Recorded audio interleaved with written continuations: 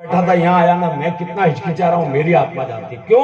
क्योंकि मैं इस तत्व के बारे में जानता हूं। मेरी जगह कहां है ये मुझे पता है। संत कोई शरीर नहीं है। जिस घर से कोई ऐसा शरीर निकल गया, उसने वेग धारण कर लिया, तो उस परिवार का तो भवो भवांतर तक कहीं कुछ आदि व्याधि उपाधि देखने की जरूरत ही नहीं। संतों स्वभाव छे एवो जनेतानी गोद ना जे। एक डगलो આગળ જોયો જનેતાથી જગ સંત માત સુવરાવે અને સંત જગાડે મેળવી દે ભગવંત। સંતોનો સ્વભાવ છે એવો જનેતાની ગોદ। जनेतारी गोद, हमारी गोद। संत अपने समान बना देता है अपने आप जो है भक्त को। इतनी बड़ी बात है। आज इस माँ की सभा में देखो तो सही आप कैसे कैसे विराट पुरुष। ये चेतन गिरी जी बैठे आपके सामने। अभी थोड़े दिन पहले मैं गया था इनके आश्रम पे। मैं ये इसलिए नहीं कह रहा हूं कि ये सामने बैठे हैं, मगर मैं देश और दुनिया में घूमता हूं, इसलिए आपको बता रहा हूं कि हम किनके सानिध्य में है। हमारी कौम के अंदर कैसे कैसे अनुपम हीरे हैं, कैसे कैसे कोहिनूर हैं, जिन्होंने कि 36 कौम के अंदर। मैं आपको बताऊं, हमारे परम पूज्य 1008 श्री परशुराम गिरी जी महाराज, जिन्होंने इस देश में नहीं पूरे ब्रह्मांड के अंदर अभी 15 दिन पहले नाम किया है। उस भंडारे में लगभग 2-2.5 लाख लोगों का जो है रोजाना आवागमन सारा। और उसमें जितने भी बड़े बड़े संत आए ना, समग्र भारत का जो सबसे बड़ा जूना अखाड़ा है, उसके जिनके हाथों से लगभग 10 लाख से भी ज्यादा नागा साधुओं की दीक्षा हो चुकी है, ऐसे अवधेशानंद गिरी जी महाराज के शिष्य हैं आपके रामपुरा के मैन जी परशुराम गिरी जी महाराज। आप समझो कि आप कहां बैठे हो। आप समझो कि आपका कितना बड़ा भाग्य है। आप समझो कि आपके पास में कैसे कैसे युवा जागृति प्रेरक और नशा मुक्ति के आंदोलन में अपनी जवानी को झोंकने वाले महापुरुष आपके समाज से आज हमारे बीच में है। जीवन तो थोड़ा ही है, ये तो जाने वाला ही है, मगर हमारा बहुत बड़ा भाग्य है कि हमारे माँ बाप के साथ साथ में हमको ऐसी ऐसी दिव्य विभूतियों का हमको जो है सानिध्य मिल रहा है। इनकी छाया में हम चल रहे हैं।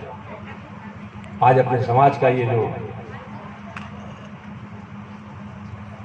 टोल नाके के पास में जगह बनी हुई है, देखिए ना, अपने हाथ खड़ा करो, कितने लोगों ने देखा।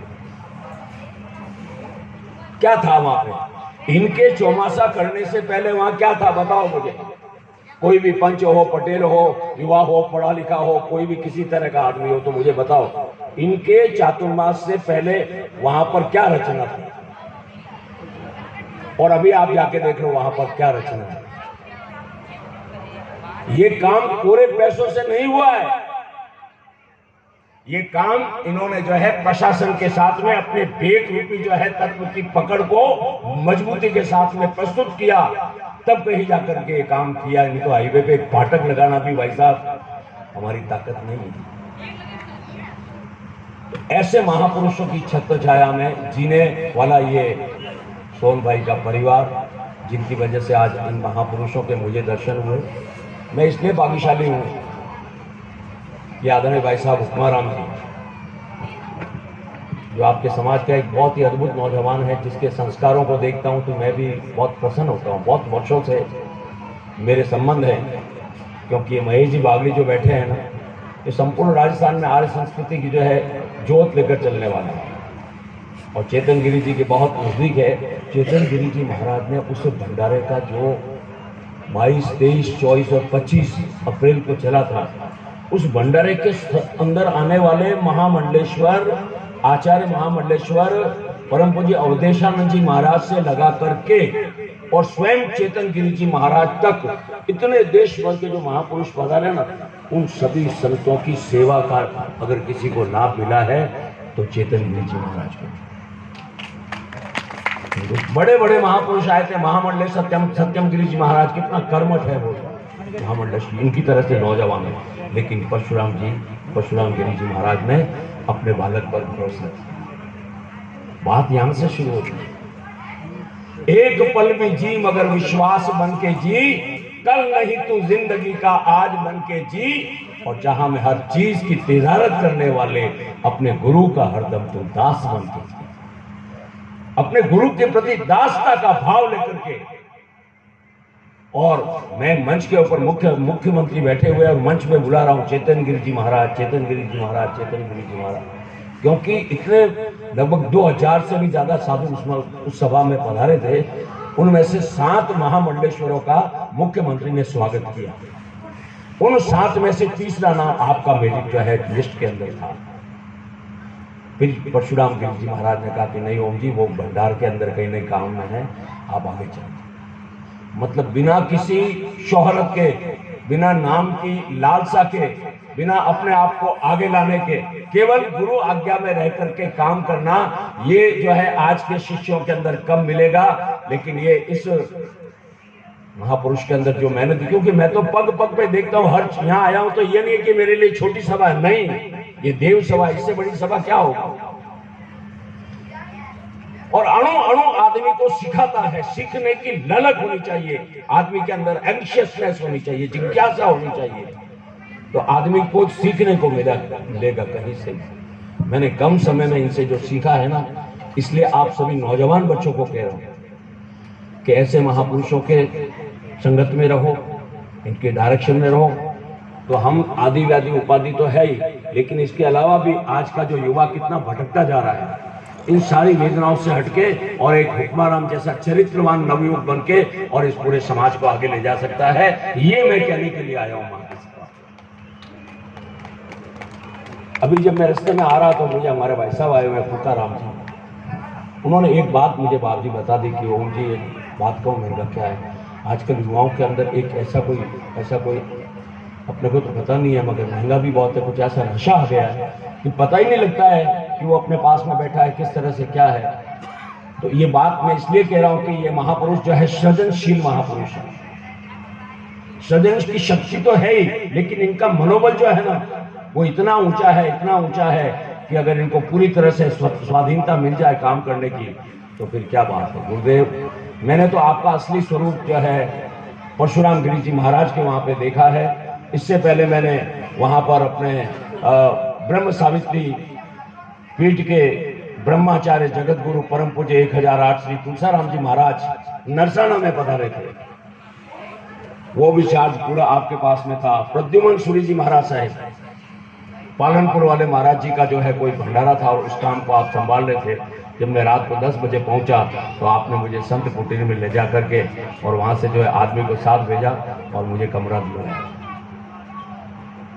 ये सारी चीजें इसलिए नहीं कह रहा हूं कि सुविधा मिल रही, इसलिए कह रहा हूं कि अपना तो अपना ही होता है। क्योंकि हम जो है हरिद्वार जावे, वहां जाए, अन्य संतों से हम जिनके नजदीक है उनसे हमको मिलेगा। परशुराम बाबा के हम नजदीक है तो परशुराम गिरि जी महाराज के हक से हमको मिलेगा। हम माँ तुलसाबाई के नजदीक है तो माँ को याद किया और अपने को मिल गए। देना ही है तो आंख को ऐसी रसाई दे कि आई ना देखूं मैं तो मेरी माँ दिखाई दे। ऐसा पुत्र होवे तो बात बने, हाँ, नहीं तो बातें करते रहो। ख्वाहिशों से गिरते नहीं है फूल झोली में। हर आदमी इच्छा है कि मैं आगे बढ़ूं, हर आदमी इच्छा है कि मैं भजन करूं, हर आदमी इच्छा है कि मैं संतों की सेवा करूं, मगर संभव नहीं होता। क्यों नहीं होता? कि आदमी के मन के मनोगत भाव उस तरफ जो है समर्पण होना चाहिए। ख्वाहिशों से गिरते नहीं हैं फूल झोली में, कर्म की शाख को भी हिलाना होगा और कुछ नहीं होगा अंधेरों में भटकने से। अपने हिस्से का दिया तो खुद को ही जलाना होगा बेटा। अपने हिस्से का दिया प्रकाश करना है तो भीतर से जो है मैल निकालना पड़ेगा। इसके अलावा कोई संत आपको नहीं सुधार सकता। इसलिए मैं कहता हूं इस सभा के अंदर कि खुद अपनी ही फसलों को सैराब करो। हाथ फैलाने से बारिश नहीं होने वाली। और निकल आओ खानगाहों से संतों की शरण में। केवल बख्शिशों, केवल तकरीरों से बख्शिश नहीं होने वाली। जीवन का सुधार होगा तो या तो सत्संग से होगा या फिर संतों से होगा। क्योंकि गुरु आंख बंद करके भी सब देख सकता है, भले वो आंख नीची किए हुए, सब मालूम पड़ता है। हमको महसूस होना चाहिए, प्रतीति होनी चाहिए हमारे। इसलिए हम सभी का बहुत बड़ा अहोभाग्य है। सोहन भाई को इस मौके के ऊपर बधाई इसलिए भी देता हूं कि संतों का पग फेरा है। सगा संबंधी, भाई बहन, कल्याण मित्र आदि आदि तो आएंगे ही, सामाजिक भी रिवाज है, व्यवहार है, एक दूसरे के नहीं दिखेंगे तो अपने कौन आएगा। लेकिन ऐसे महापुरुषों का इस वक्त यहाँ पर पहुंचना, ये हमको ये दिखाता है कि पधारे जिस जगह स्वामी वहां किस्मत बदलती है, वहां की मिट्टी भी मानो सोना उगलती है। बड़ी मुद्दत के बाद हमने ये भाग्य पाए हैं, हुए सब मंगल जो संत आंगणे आए। संतों के आने से शोक मिट जाता है, संत आता है तो वसंत आता है मित्रों। अब काय का शोक है, जब गुरु मिल गया तो किसी की जरूरत नहीं है। दूसरी तो मुरारी बापू ने तो प्रतिष्ठा को निष्ठा कहा है। शोहरत की बुलंदी तो पल भर का तमाशा है, जिस शाख पे बैठे हो वो टूट भी सकती है। किन बात को गुमान करो साहब, महापुरुष के वे किन बात को गुमान है। ये देखो क्षण भंगुर जीवन है, क्षण भंगुर जीवन है, कोई पता नहीं है इसका किस समय क्या हो जाए। इसलिए मेरा कहना कि यों तो जीने के लिए लोग जिया करते हैं, कई लोग रखें दिन भर टेंशन में, पता ही नहीं है कि वो किन तरीकों वाले तो कई है। अरे परमात्मा ने इतना हंस जैसा जीवन दिया है तो कुछ अपने विमल विवेक का उपयोग करो। विवेक तो हमारे सबके पास में है, लेकिन विमल विवेक तो यहीं से मिलेगा और कहीं से मिलने वाला। महापुरुष हमको बता दे सबसे निकटतम गुरु हमारा कौन सा है, किस समय कौन सी बदमाशी मन में आ जाएगा। उसको अगर रोकना है तो केवल और केवल आपका विवेक काम करेगा। विवेक अगर सकारात्मक हुआ तो आपको पाप और पुण्य में एक पग का ही अंतर है। वो पाप कर्म की और जाते जाते खींच लेगा कि नहीं मुझे नहीं जाना। इस सत्संग का, ये संतों के सानिध्य का प्रभाव। तो आज सभी संत महापुरुष पधारे, सभी के दर्शन हुए, मुझे भी। दर्शनम देव देवस्य दर्शनम पाप विनाशनम, दर्शनम स्वर्ग सोपानम, दर्शनम मोक्ष साधनम।